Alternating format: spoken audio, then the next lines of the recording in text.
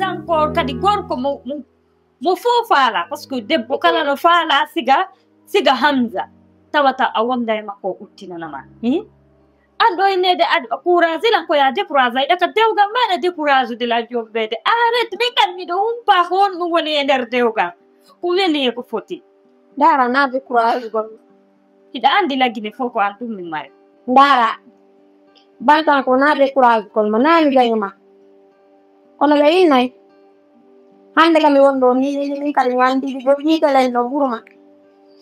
tela ka dew kan yuji burum kono saja ona ino lana na ni komi wol ko bantan ko andara ino yito andara ko yito andara Aisha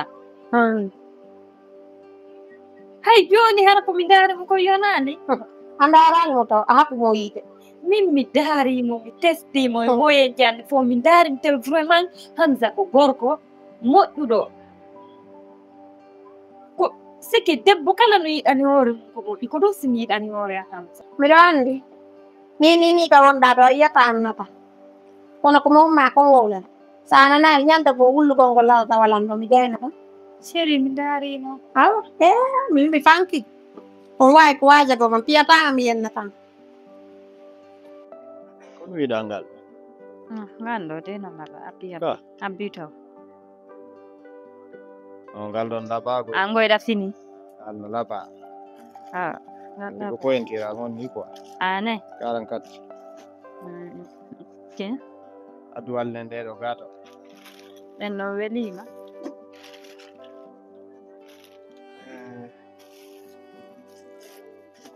Kena tidol kiɗi on downi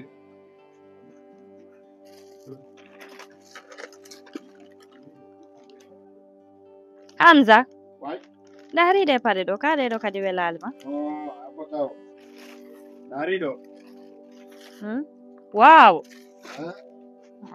ata Mamadou ari wallito men ɗon faltawo ya wallanan oɗo heɓa coñci moƴƴuɗi warɗo zaji bo on noon tiggo e welina oɗo tigmala on bo wonno ngaɓeɓetiro ko watti kon ka kanko tigiri iyo ko reyal ɓorni miiɗa ɗum ok gari o pan oh wow an noon ɗa fini ayoɗo sa fala coñci arɗo si oɗo ariɗo Mamadou si oɗo ariɗo kala ko arani jonnumo noddan tun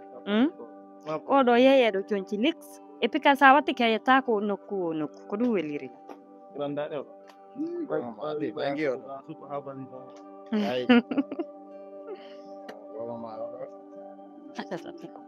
wow oɗo kay de no laɓa et puis mo mari style ne no laɓa jonno ɗem sorje ka o ko fuyɗoy kanaɗo inda subu kala ko falata voilà pilde ɗum kat haya ndaral taw on oɗo a yalnimeno makko on ko marga on no wow ɗum ɗo noon ko original ni ne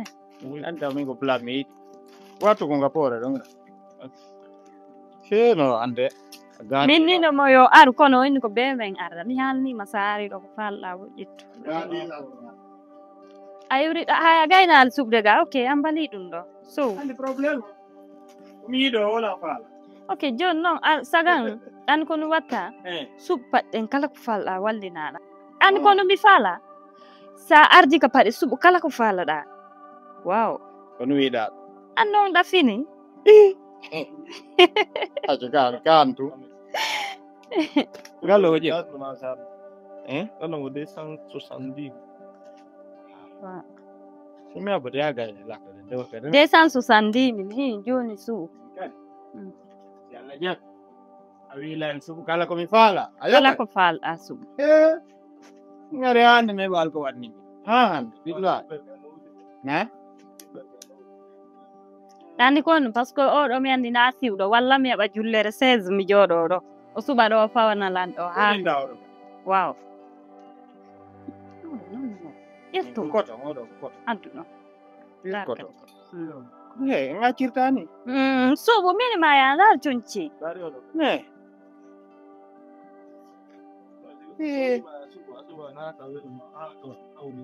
Gan labade. No laba. Yetto. Banki. Nam tanti. Ko jamminoddirma ɗo natana. Andi ko welduɓe wo yadata. Henani lan ange Hamza ko welduɗon ko. Ko ɗum addi hande yominodde. Paske gikkuji mon ɗi kadi no nandita. Seke gikkuji mon ɗi no welata. Haray na ko ɗuɗɗingo haala. Ko ya landanola Hamza. Paske meɗen halti dewgal sunna e farilla. Kono mi irali goɗɗo Hamza mo min nelata e Hamza ɓuri ma an. Ko ya landanola Hamza si tawi himo yiɗi lan. Dewgal sunna e farilla. Siɗa fala on tuma on yewta hay ko entre. Harana yo jaɓir fi ɓay mi proposanimo ko min attimo proposango na yo jaɓir fi to hersinan ko yo andu simin jombindiri ɗum na hande na jango ko hamen maya sike affaire dewgal on tigi miijito to ƴetta kadi andita kadi ko responsable jano woni jogitande donc mi falaka yo waɗir tum fi tum ma ɗum fi tum situation makko ni no sattiri ni wonde yo jaɓu fi yo sanzamano min komi yiɗi ɗon Hamza mi yiɗi mo jombinan o jombala. Hamza. Hara nani ko ɓe haali ko. Mi faala antike ya laaɓam yeeso maɓɓe ɗo seɗa yimɓe ɓe reɗongal laaɓugo har na ya wolir fimɓe feere ala har na ya holir fii iɓe yeeso ma par ce que hande sendaɗi jango sendata ko fii ko happo ma. Ok. Ɗo nani yewtata on nde on fof bantanko hiɗa andi mi ni ɓe yiɗuma tewka suɓe mi yiɗama noon fiiɗamari goɗɗum mi yiɗama kadi fiiɗa labakuwa ma fii tumba arla tampi ko an ittinmi ka to ko to addimi e clim ɗonko non mi yiɗima mi yiɗi cikkuma on quoi par ce que mi tawi ka neɗɗo laaɓuɗo ɓe a faami donc mi yiɗima jusqu'à la mort a faami hay fuu suwata ittude ko ɗon quoi sinara sengo ma hande bakkino ɗo o wonana en seede min udditiɗo kanko min miɗo yiɗuma jombugol ma tewga sunna e ɓare a faami ta haɓɓo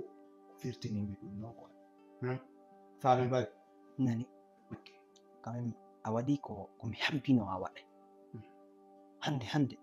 ɓe ko ɓe waɗanma ko a wata ɓiwde ko Allah tu yoɓata laaɓam ko addiran hollude ɗon may on andinama mi getti décision ono yiyata ɗo ko fiancé andi Hamza ko woni laaɓam koɗo waɗanna fimo hanki koɗo mi alama filmo hanki oɗo mi seerde programme ji ɗum fof ka simi ala alhamdulillah jam ettuɗaɓe golle mi yawde koy alhamdulillah vraiment mi laatitaymo wakkili moƴƴa mo mari courage ko ɗum waɗi nini yo mi addumo mi hollidiramo haray ko oɗo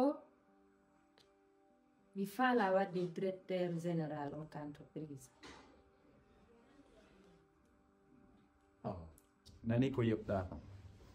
donc ma tun komi landoma seeɗa ko so tawi mo mari compétence fi on programme ɗo wonugol DG par ce que so goɗɗo waɗama DG entreprise nafe ko kanko woni hoore men donc si o moƴƴini dow to moƴƴi si o bonni bonni par ce que haray fof koye orɗu makko woni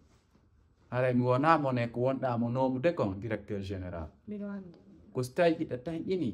imo mari compétence mum Parce que giɗa yangat des années non mais ɗo goɗɗo